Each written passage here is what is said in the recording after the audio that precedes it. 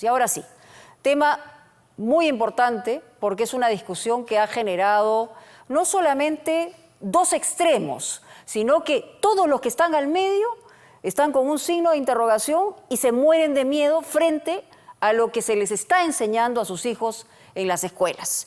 Vamos a hablar precisamente de esto que para algunos aterroriza, el enfoque de género.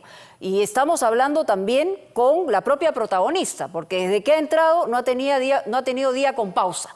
Estamos hablando de la ministra de Educación, Flor Pablo, que está con nosotros. Buenas noches, que además Mónica. va a ser interpelada el día jueves precisamente por lo que se encontró en uno de los textos escolares para tercero y media, que aparecía un link que te llevaba a una página cubana donde hablaban de cosas que en realidad no eran cosas que debían ser habladas ni para tercero, ni para cuarto, ni para quinto de media, porque no te aportaba nada, te confundía más y hablaba específicamente de temas como, por ejemplo, ¿no?, el sexo anal. Y se los digo con todas sus letras, porque a mí, personalmente, eso me ha parecido una cosa o que ha sido colocada o que hay un enemigo dentro del Ministerio de Educación que en realidad quiere echar por tierra lo que se puede hacer para una educación igualitaria. Gracias por estar aquí, ministra. Buenas noches, y empezamos Mónica. con eso, porque la verdad a mí me impresionó cuando apareció este link y que era un link que aparecía en los textos de tercero de media y que son los libros distribuidos en todos los colegios públicos. La primera pregunta es, ¿desde cuándo estaban esos textos en cada una de las aulas de los terceros de media de la educación pública del país? Buenas noches.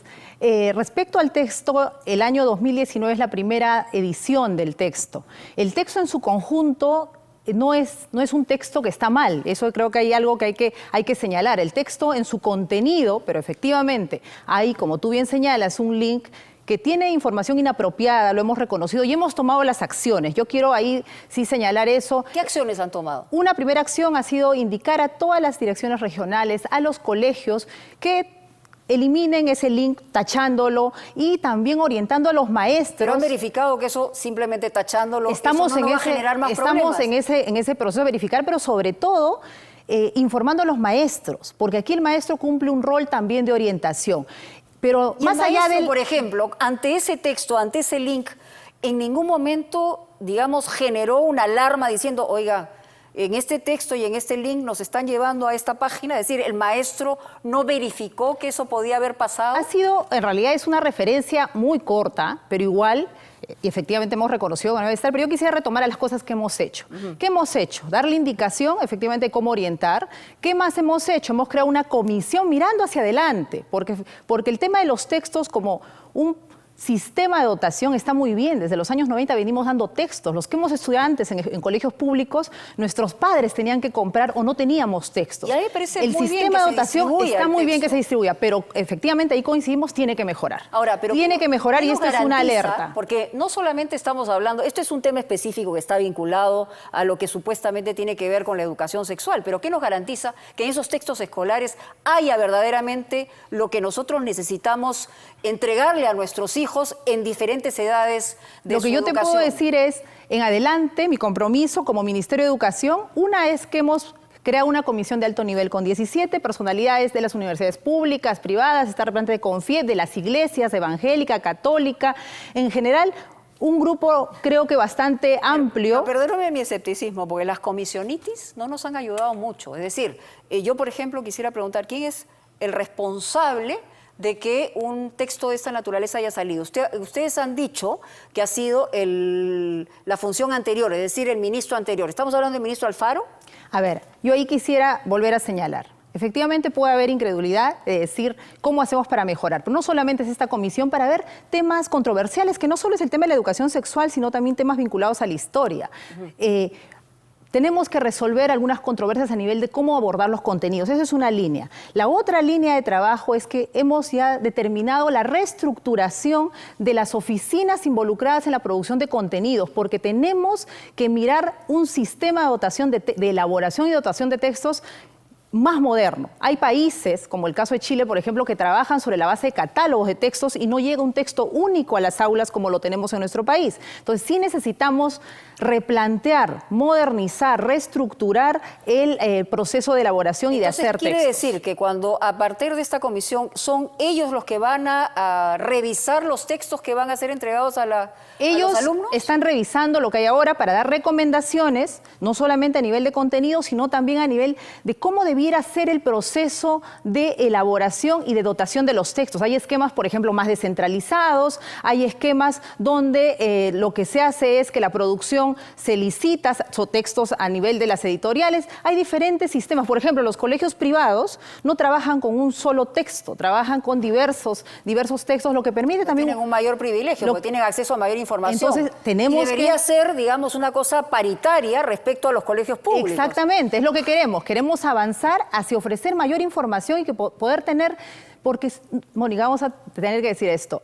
No vamos a estar nunca de acuerdo con un texto único. Siempre va a haber una posición que le parezca que no está suficientemente desarrollado un contenido u otro. Pero lo que no podemos es perturbar al alumno. O sea, no podemos ni perturbar al alumno ni desinformarlo. Por ejemplo, en casos que están vinculados a nuestra historia reciente que tiene que ver con el terrorismo. Por ejemplo. Usted ha hablado de historia y también ahí se ha apuntado que ha habido muchos defectos en el, digamos, en el planteamiento de la historia. Y es una historia reciente, o sea, ni siquiera es una historia que podíamos pensar que puede haber sido transformada a través del tiempo. Entonces, han habido muchos errores en esos textos que nos desvían de lo que verdaderamente es importante para que el alumno aprenda. Y es por eso que sobre la base de un proceso, además que no es de una gestión, para mirar el tema de textos tenemos que ver todo el proceso. En realidad, y por ello es que planteamos medidas más estructurales, no solamente momentáneas a corregir, a tachar, a borrar, que son cosas inmediatas, sino a mirar hacia adelante. ¿Cuánto tiempo tenemos para eso? Porque en realidad... Nosotros estamos presentando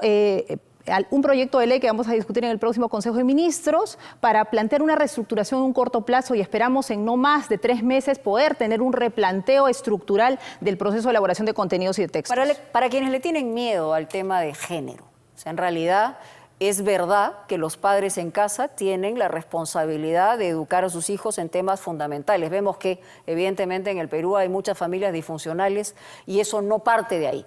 Pero el colegio, digamos, como responsabilidad, ¿hasta dónde puede llegar y qué cosa tiene que ver con lo que ustedes visibilizan como enfoque de género, ¿no? Ahí quisiera explicarte. Se ha creado una madeja de confusiones sobre lo que el Ministerio de Educación entiende y quiere comunicar con el enfoque de género. Yo quisiera ser bien precisa. El enfoque de género, por un lado, plantea el tema de la igualdad entre hombres y mujeres, porque tenemos que reconocer que no solo es un tema de igualdad de oportunidades o de derechos ahora. Nosotras somos ciudadanas del año 1955, es decir, el punto de partida, si viéramos el bicentenario, por el tema del voto. No teníamos derecho a la propiedad, no teníamos una serie de derechos. Es dinámica, incluso la educación. Nuestro ingreso a la educación, ¿no? O a los cargos públicos, por ejemplo, este año, ni siquiera es tan antigua la historia, no tenemos una sola gobernadora mujer. Entonces, el primer concepto es, tenemos que trabajar el tema de igualdad entre varones y mujeres, reconociendo que hay efectivamente una brecha que se visibiliza especialmente en el ámbito rural. Segundo tema, una educación libre de estereotipos, una educación que no refuerce, y lo vemos en los datos de violencia y de feminicidio. Por ejemplo, ¿libre de estereotipos en qué? ¿En qué sentido? Y siempre digo esto, cuando se cae una niña de 3 años, ¿cómo la acoge la familia? Pobrecita, levántate, ¿qué le pasó? Cuando se cae un niño de esa misma edad y le ocurre lo mismo, es, tú eres macho, no lloras, ¿no? Entonces estamos generando un estereotipo que las mujeres somos débiles, los hombres son fuertes. Y lo que queremos es que la escuela reconozca que tanto hombres como mujeres son fuertes y débiles también, y eso es legítimo, y que cada uno tenga el derecho de ser cada quien lo que quiera ser, lo que pueda ser. Lo que le he escuchado que se muere de miedo, que en realidad ¿Y qué le falta? Me falta un tema, que ahí viene seguramente el miedo. Sí. Es que también el enfoque de género plantea el respeto a la diversidad, a todo tipo de diversidad, incluida la diversidad en la orientación sexual. Porque más allá de si vamos a discutir pero ahí es donde viene pues el miedo, ahí está el tema. Exactamente, y es lo que quisiera... Porque la gente dice, no, un momentito, pero acá decimos, hay hombre, hay mujer, ¿no es cierto?, que hay que explicarle, y se lo he hecho 1.000.000 de veces a la gente también, pero lo que me da miedo es que vayas a homosexualizar, ¿no?, a mis hijos a través de afirmaciones que me quieres dar tú como profesor o profesora y que van en contra de lo que yo le estoy enseñando en mi casa. Ese es el miedo que tiene la gente. Mónica, tenemos estudiantes homosexuales. Esa es una realidad. La segunda causa de bullying en las escuelas es el tema de la homofobia. Yo, como antes he sido directora regional de Lima, he sido testigo de situaciones muy crueles. Chicos que son metidos de cabeza a un cilindro para hacerlos hombres. Esas situaciones no podemos permitirlo. Eso está apañado en este momento con claro, la situación en la que está y ahorita el profesorado. hay una situación real, hay un maltrato a los chicos que son y chicas que son homosexuales. Entonces tenemos que tomar una acción desde la educación. La educación no puede ser neutra. Por ejemplo, años atrás era legítimo decir la letra con sangre entra. Sí, claro. ¿No? Entonces, o sea, la violencia era permitida. Era permitida, perdóname. No, era permitida. No se vaya a cortar, ¿no? No se preocupe, se cayó el vaso. En la educación estaba permitida y validada la violencia. Incluso la familia pedía al director, al profesor que corrigiera y había un entorno que permitía la violencia. Pero en estos tiempos pasa lo mismo con la discriminación. Entonces, de pronto, por los prejuicios, por los valores o formas como cada familia entiende las cosas, no podemos permitir que un estudiante sea discriminado por cuestiones raciales, por cuestiones vinculadas a su identidad, a su orientación sexual. Entonces ahí sí tenemos una política firme que la educación no puede ser neutra ante la violencia y la discriminación. Tenemos que tomar acción. Frente a eso, es decir, ¿hay alguna posibilidad de tender algunos puentes entre los que están muertos de miedo porque creen que si es que le abren el paso a la diversidad, van a perder la posibilidad de tener a sus hijos creciendo de una manera saludable en términos sexuales? ¿Cómo tender ese puente para que haya un entendimiento de lo que verdaderamente estamos buscando y por qué es importante en relación a cifras que vemos todos los días en el Perú? Esta desconfianza y este temor nos plantea una necesidad y una oportunidad a la vez. Una es que tenemos que abrir las escuelas. Tenemos que hacer una escuela de puertas abiertas. Los maestros, que somos facilitadores, que somos formadores del proceso de los más pequeños, tenemos que permitir que las familias ingresen y vean nuestro trabajo.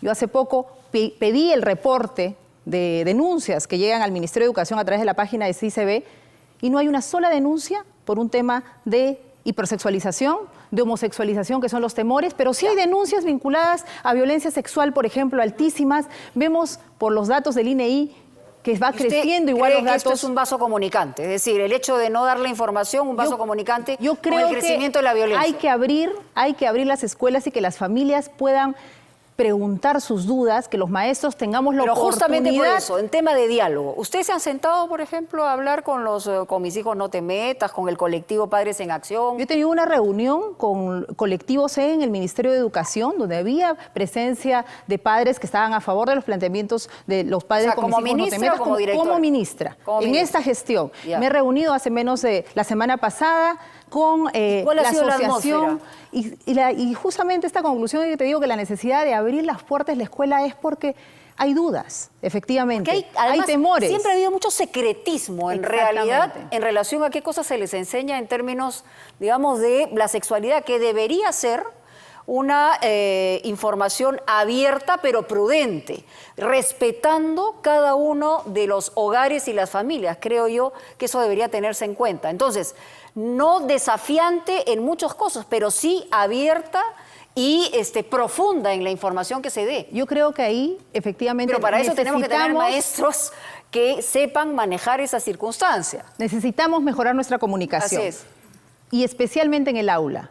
Los profesores, quienes hacemos, y hablo como maestra... ¿Qué hacemos con maestros y maestras machistas, por ejemplo? Tenemos un gran desafío, efectivamente, es nuestra cultura es machista y tenemos que asumirlo. Así es. Nuestra cultura es machista y frente a ello, nuestros programas de formación, nuestros programas de capacitación están orientados también a trabajar con los maestros, que esta formación integral a la que apostamos como Ministerio de Educación, donde no solamente está el enfoque de género, está el enfoque de la inclusión, de la interculturalidad, el enfoque de derechos, el enfoque ambiental, el enfoque orientado hacia el bien común, hacia la excelencia. Son enfoques que apuestan a una educación integral donde está efectivamente el enfoque de género, porque hay que reconocer que no estamos en un punto de partida común entre hombres y mujeres, que hay discriminación, que hay estereotipos, y ese es un trabajo pero de ellos todos, dicen, ¿no? de Está bien maestros. la igualdad, pero aquí, digamos, no me confundas, ¿no? Estoy poniéndome en el zapato de ellos, ¿no?